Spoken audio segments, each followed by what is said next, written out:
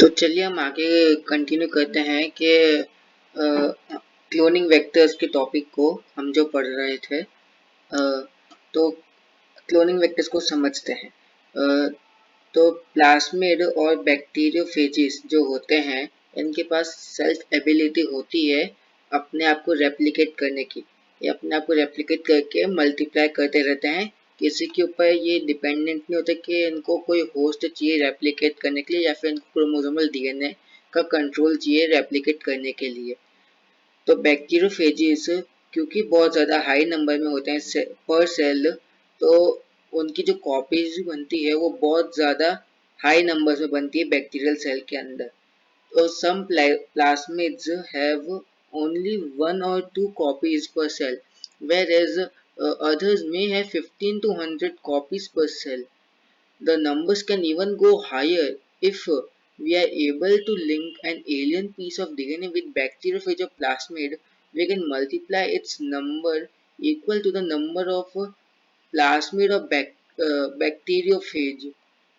Vectors used at present are engineered in such a way that they help easy linking of foreign DNA and selection of recombinants from non-recombinants.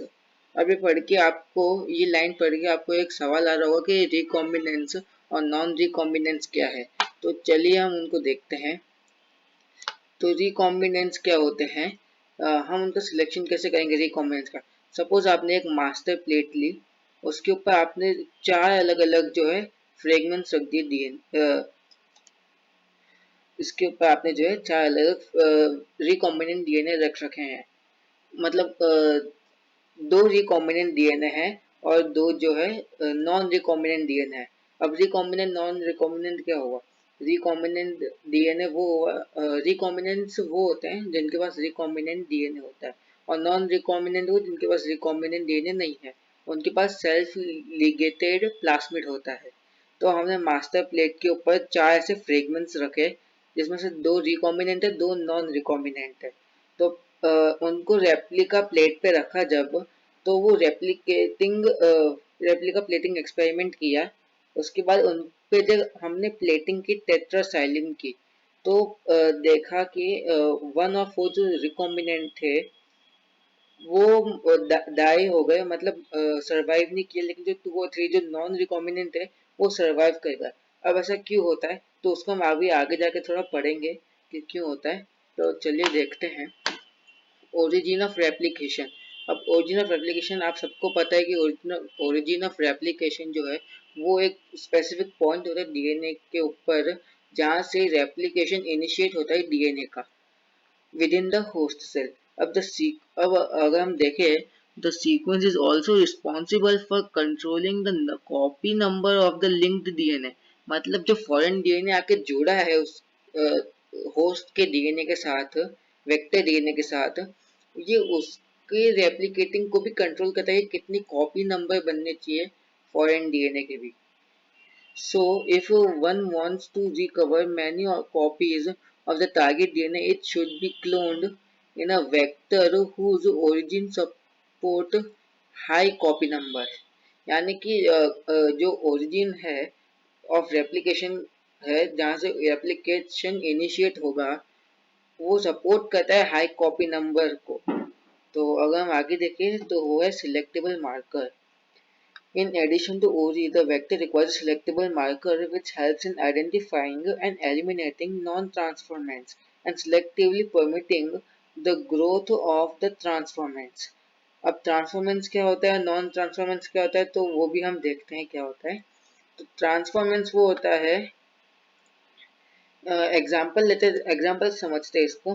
तो हमने एक fragment लिया DNA का जो self लिगेटेड plasmid है, और एक हमने लिया रिकॉम्बिनेंट डीएनए जिसके अंदर हमारा जीन ऑफ इंटरेस्ट जुड़ा हुआ है। तो हमने इसको होस्ट के अंदर इंजेक्ट किया, तो ये अपना SLP है जो कि सेल्फ लिगेटेड प्लास्मिड है एक सेल के अंदर, और ये है जीन ऑफ इंटरेस्ट के साथ हमारा रिकॉम्बिनेंट डीएनए सेल के अंदर। ये दोनों सर्वाइव करेगा जब इनकी हमने प्लेटिंग की एम्पीसिलिन पे। अब एम्पीसिलिन एक एंटीबायोटिक रेजिस्टेंट जीन होता है, उसके ऊपर प्लेटिंग की तो ये दोनों सर्वाइव हो गए, मतलब ये जो है ट्रांसफॉर्मेंस है। लेकिन हमने कोई भी प्लास्मिड या फॉरेन डीएनए जो है एक सेल में इंजेक्ट ही नहीं किया तो वो मर जाएगा, वो डेड हो गया, तो वो नॉन ट्रांसफॉर्मेंस हो गए। अब ट्रांसफॉर्मेंस होते हैं दो तरीके के, रिकॉम्बिनेंट और नॉन रिकॉम्बिनेंट। तो हम वापस अगर अपनी सिलेक्टेबल मार्कर के टॉपिक पे आए तो इधर लिखा हुआ है कि transformation is a procedure through which a piece of DNA is introduced into a host bacterium.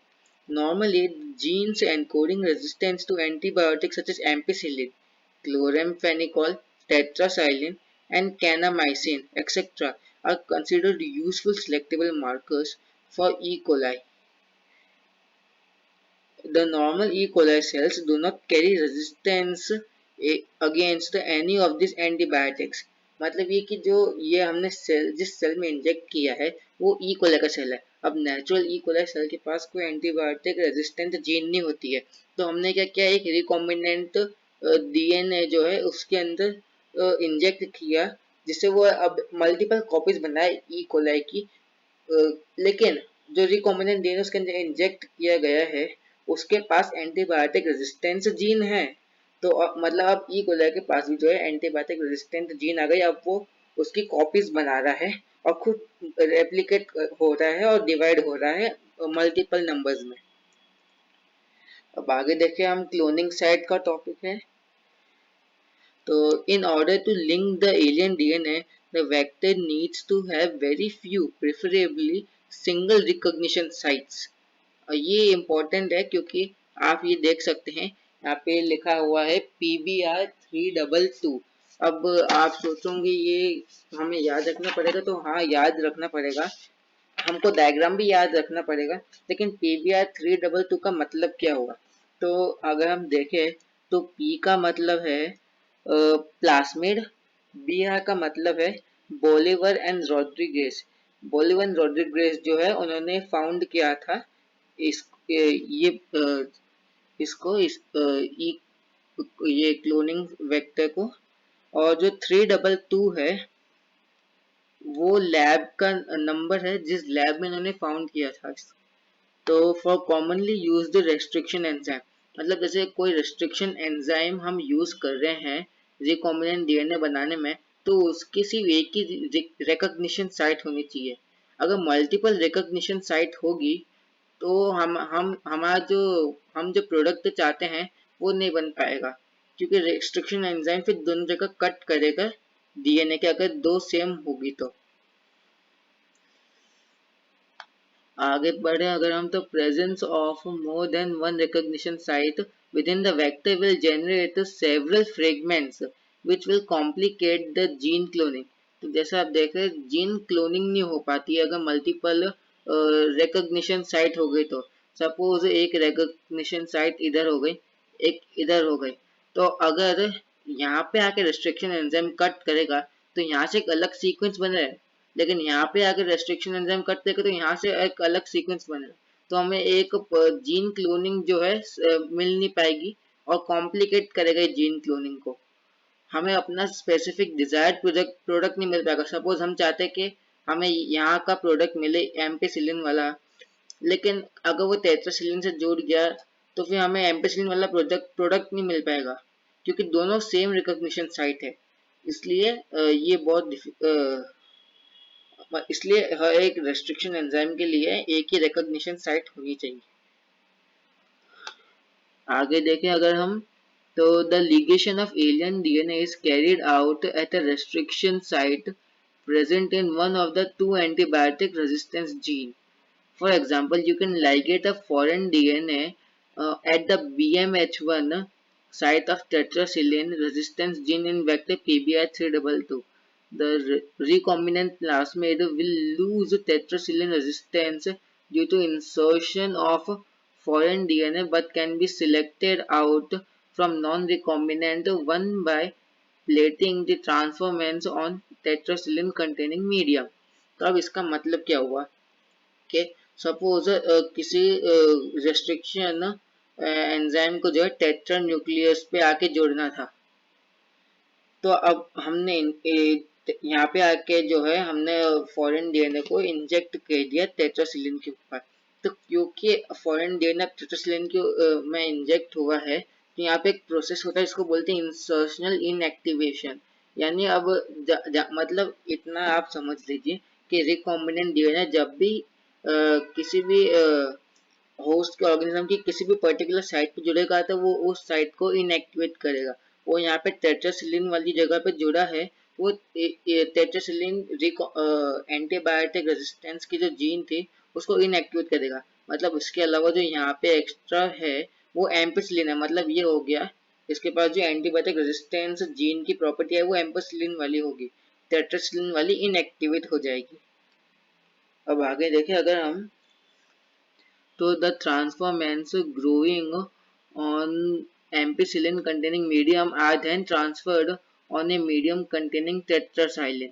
The recombinants will grow in ampicillin containing medium but not on that containing tetracycline. But non-recombinants will grow on medium containing both the antibiotics.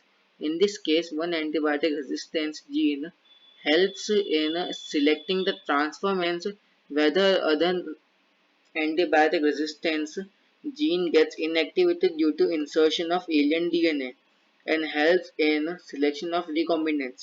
ये वही है जो मैंने आपको इन दो diagram में बताया कि कैसे पता चलता है कि कोई ट्रांसफॉर्म कि कौन ट्रांसफॉर्मेंट है और कौन रिकॉम्बिनेंट है। यहाँ रिकॉम्बिनेंट में हमने रेप्लिका प्लेट पे जो है प्लेटिंग करी थी टेट्रासाइक्लिन की, इसलिए जो नॉन रिकॉम्बिनेंट है वो सर्वाइव करेगी, लेकिन रिकॉम्बिनेंट वाले सर्वाइव नहीं कर पाए क्योंकि उन्होंने इंसर्शनल इनएक्टिवेशन कर दी थी। और इस प्रोसेस जो ये जो मेथड होता है इसको कम्बसम बोलते हैं। ये टाइम टेकिंग प्रोसेस होता है, ये टाइम लेता है। तो अगर हम आगे देखें तो selection of recombinant due to inactivation of antibiotics is a cumbersome procedure because it requires simultaneous plating on two plates having different antibiotics. Therefore, alternative selectable markers have been developed which different recombinants and non-recombinants on the basis of their ability to produce color in the presence of chromogenic substrate. In this, a recombinant DNA is inserted within a coding sequence of an enzyme beta galactose। अब beta गैलेक्टोडेज जो है वो एक gene बनाता है जिसका नाम है लेगजेड जीन, जो कि आपने लैक ऑपेरॉन में पढ़ा होगा मॉलिक्यूलर बेसिस ऑफ इनहेरिटेंस के। This results into inactivation of the gene synthesis of this enzyme, which is referred to as insertional inactivation। ये वही पूरा प्रोसेस दे रखा है जो मैंने अभी आपको समझाया है कि insertional inactivation किसे कहते हैं। The presence of a chromogenic substrate gives blue-colored colonies if the plasmid in the bacteria does not have an insert. Presence of insert results into insertional inactivation of the beta-galactosidase gene and the colonies do not produce any color. These are identified as recombinant colonies। तो यहाँ पे भी वही दे रखा, बस एक example के through बताया है इंसर्शनल इनएक्टिवेशन को। अगले टॉपिक पे देखें हम, तो है वो vectors for cloning genes in plants and animals. तो प्लांट्स और एनिमल्स के लिए कौन से वेक्टर्स का यूज किया जाता है जीन्स को क्लोन कराने के लिए। चलिए शुरू करते हैं।